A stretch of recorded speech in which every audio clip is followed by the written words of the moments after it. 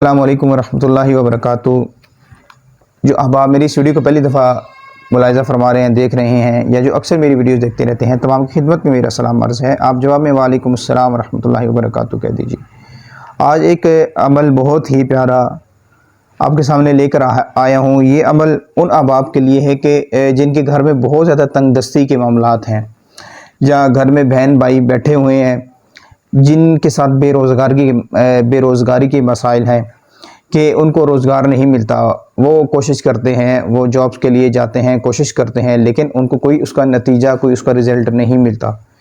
تو اگر گھر میں بہت زیادہ تنگ دستی یا بہت زیادہ بے روزگاری ہو تو ایسے احباب کے لیے آج کا وظیفہ بہت ہی زیادہ اہم ہے، کیونکہ یہ اسماء الحسنی میں سے یہ وظیفہ اور مجرب بزرگوں کا یہ بتایا ہوا عمل ہے۔ تو انشاءاللہ عز و جل جب آپ اس عمل کو کریں گے تو اس کے 100% فوائد آپ پائیں گے۔ اب اس کا عمل کا جو طریقہ کار ہے وہ میں آپ کے سامنے عرض کرتا ہوں، اس کو آپ توجہ سے سماعت فرمائیں، ہو سکے تو لکھ لیں، اور جس طریقہ کار سے میں عرض کر رہا ہوں اسی طریقہ کار سے آپ کو یہ عمل کرنا پڑے گا۔ عمل کا طریقہ کچھ یوں ہے کہ آپ نے پڑھنا ہے یا ملکو آپ نے پڑھنا ہے 90 بار، ٹھیک ہے، اور اس کے بعد آپ نے پڑھنا ہے یا ملیکو 100 بار، ٹھیک ہے، پھر اس کے بعد آپ نے پڑھنا ہے یا مالکو 91 مرتبہ 91 بار۔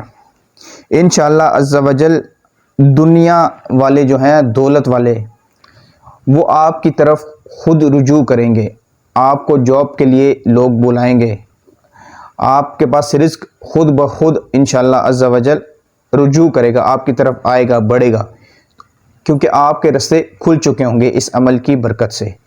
یہ بہت ہی پیارا عمل ہے، اس عمل کو آپ خود پہلے کریں، شروع آخر میں 3 دفعہ درود شریف پڑھیں، خود پہلے کریں۔ اگر آپ کو یہ محسوس ہو کہ یہ عمل آپ کو بہت زیادہ فائدہ دے رہا ہے تو پھر آپ اس عمل کو اجازت کے ساتھ دوسروں کو بھی دیں، اپنے بہن بھائیوں کو دیں، اپنے عزیز و اقارب رشتہ داروں کو دیں، لیکن اجازت کے ساتھ دیں تاکہ اس کے فوائد آپ کو زیادہ سے زیادہ ملیں۔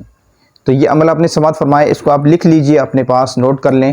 اللہ تعالیٰ سے دعا ہے کہ جو کچھ بیان کیا اس میں کوئی غلطی کوتاہی ہوگی تو معاف فرمائے، عمل کرنے کی توفیق عطا فرمائے۔ السلام علیکم ورحمۃ اللہ وبرکاتہ۔